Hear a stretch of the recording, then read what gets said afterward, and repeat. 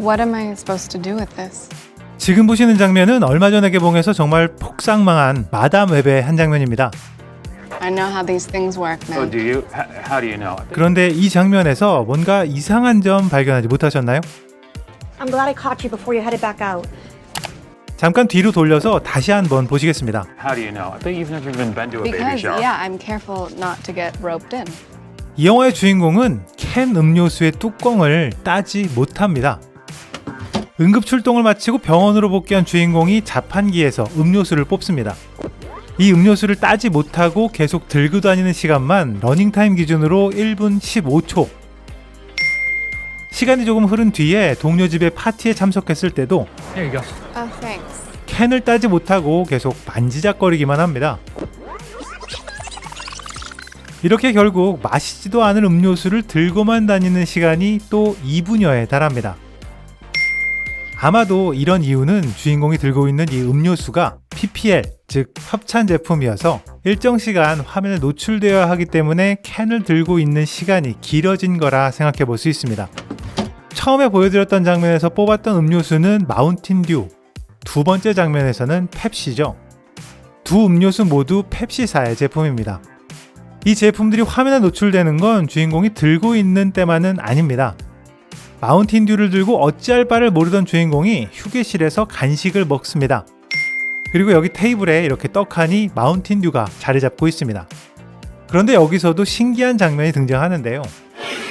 이렇게 일반적인 음료수에는 제품의 로고가 한쪽 면에 있고 다른 쪽에는 제품의 여러 표기사항이 적혀 있습니다. 그런데 이 마운틴 듀는 이쪽에서 봐도 로고, 저쪽에서 봐도 로고, 그냥 무심하게 카메라에 잡힐 때도 마시고 나서 내려놓을 때도 모든 방향에서 로고가 보이는 마법의 음료수입니다. 이런 마법은 주인공 캐시에게서도 나타나는데요. 바베큐 파티에서 펩시를 들고 지리한 2분의 시간이 지난 뒤에는 아까 마운틴 듀와 마찬가지로 원형 테이블에 이 캔을 올려놓습니다. 이 펩시 역시 로고가 잘 보이는 방향으로 반듯하게 놓여져 있고요. 역시나 어느 쪽에서 카메라를 잡아도 로고가 보이는 마법의 음료수입니다. 물론 여기서 끝이 아닙니다. 캔이 등장했으니까 병도 보여줘야겠죠. 영화의 마지막에는 이렇게 빼놓지 않고 펩시 병이 등장합니다. 역시나 어느 방향에서도 로고가 보이도록 참 잘 놓여져 있죠. 그런데 여기까지는 그나마 견딜만한 수준입니다. 뭐 눈에 좀 거슬리긴 하지만 제품이 화면에 노출되는 거야 충분히 있을 수 있는 일이니까요. 진짜 문제는 제품 혹은 브랜드가 영화의 이야기에 영향을 미칠 때 시작됩니다. 응급대원인 주인공이 구조를 나갔던 부두의 창고 건물에는 엄청난 양의 폭약이 보관되어 있습니다. Place is packed with explosives, industrial grade fireworks. 그리고 이 건물의 옥상에는 커다란 펩시의 네온 사인 광고가 설치되어 있죠. 미래를 볼 수 있는 주인공의 능력이 영화의 주된 소재인 이 영화에서 주인공의 환영 속에 나타난 이 건물과 펩시 간판은 마치 운명처럼 작용합니다. Well, it's full of explosives and it's structurally unsound. 악당과의 마지막 결투는 어쩔 수 없이 이 펩시 간판을 배경으로 펼쳐져야만 하고 환영에서 계속 강조되던 S자가 떨어지면서 악당이 추락합니다. 그리고 펩시의 P자가 그 위를 덮치면서 악당은 최후를 맞이하게 되죠. 다시 말하면 이 영화에서 악당을 죽인 진정한 히어로는 주인공인 마담 웹이 아니라 펩시라는 사실입니다.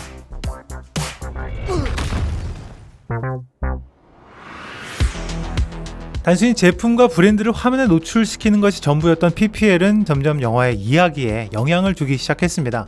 Does it do anything? It tells the time. 숨막히는 첫 버전의 한복판에서 시계 브랜드를 궁금해하고 Rolex. Amiga. Beautiful. 외계 로봇이 지구를 침공한 난리통의 한가운데 맥주를 들이키고 Your car? Huh? 좀비 바이러스가 인류를 멸망시켜도 콜라 한 모금은 꼭 마셔줘야 합니다. 물론 영화의 이야기 자체가 제품이나 브랜드와 밀접한 연관이 있을 수는 있습니다. 톰 행크스 주연의 캐스트 어웨이에서 빠져서는 안 되는 두 가지가 있죠. 페덱스 그리고 윌슨. 이렇게 노골적인 브랜드 노출에도 불구하고 긍정적인 반응을 이끌어낸 PPL도 분명 있습니다. 하지만 제품과 브랜드가 영화의 이야기에 더 많은 영향을 미칠수록 이에 대한 반응은 오히려 부정적이 될 수 있습니다. Why don't you let me fix you some of this new Mococo drink?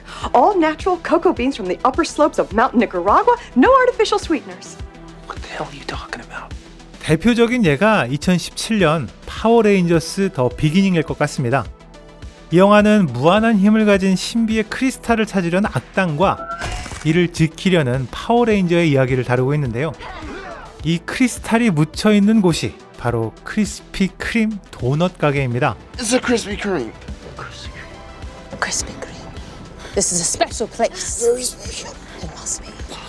The source of life itself is buried there. 이 장소를 찾기 위해서 악당은 정말 대놓고 크리스피 크림을 외치고 다니고 심지어 마을을 초토화시키고 있는 이 와중에도 이렇게 여유있게 도넛을 먹는 모습까지 보여주죠.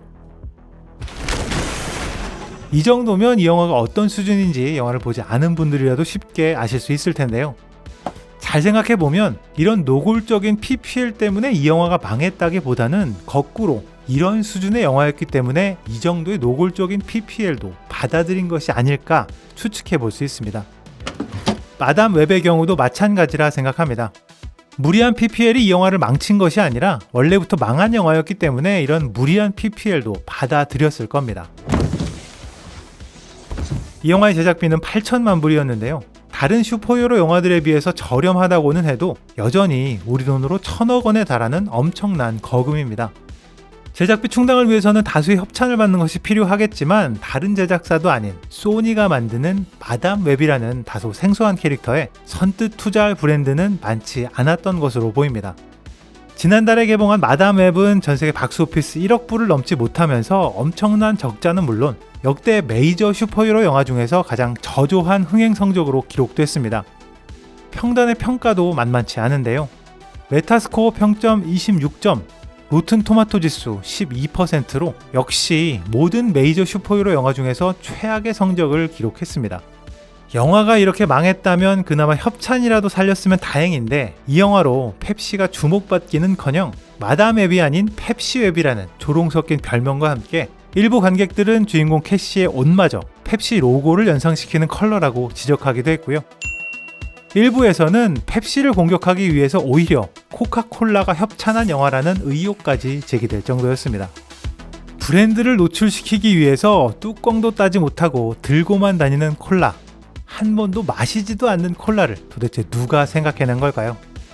펩시콜라 간판에 악당이 깔려 죽으면 펩시의 브랜드 이미지가 좋아질 거라는 상상을 도대체 누가 한 걸까요?